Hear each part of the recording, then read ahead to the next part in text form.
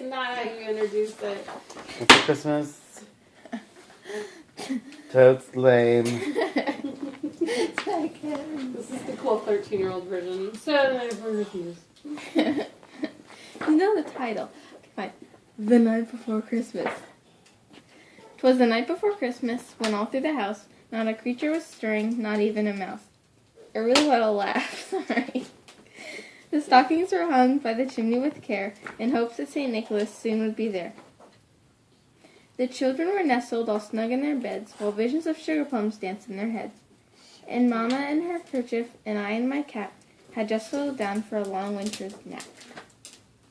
When out on the lawn there arose such a clatter, I sprang from my bed to see what was the matter.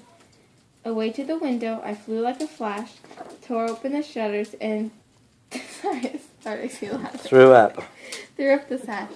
Because when I was little, I always thought it was like he puked. I'll puke.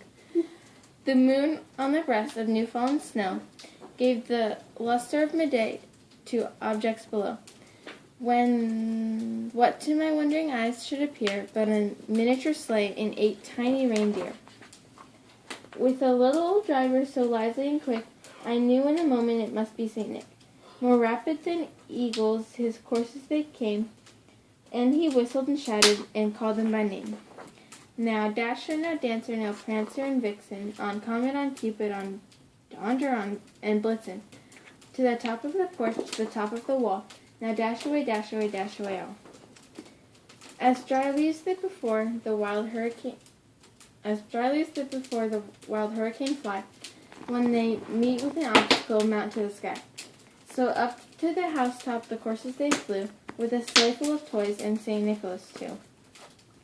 And then, in a twinkling, I heard on the roof the prancing and pawing of each little hoof. As I drew in my head and was turning around, down the chimney St. Nicholas came with a bound.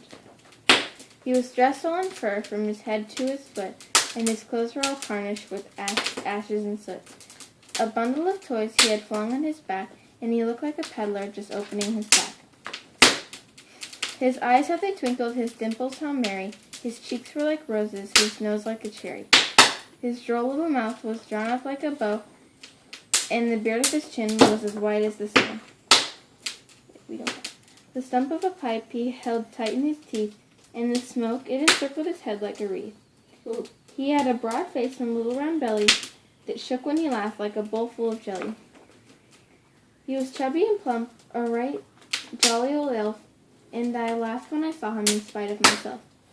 A wink of his eye and a twist of his head soon gave me to know I had nothing to dread. He spoke not a word, but went straight to his work, and filled all the stockings, then turned with a jerk, and laying his finger aside of his nose, and giving a nod, up the chimney he rose. He sprang to his sleigh, to his team gave a whistle, and away they all flew like the down of a thistle. But I heard him exclaim, ere he drove out of sight, what is that?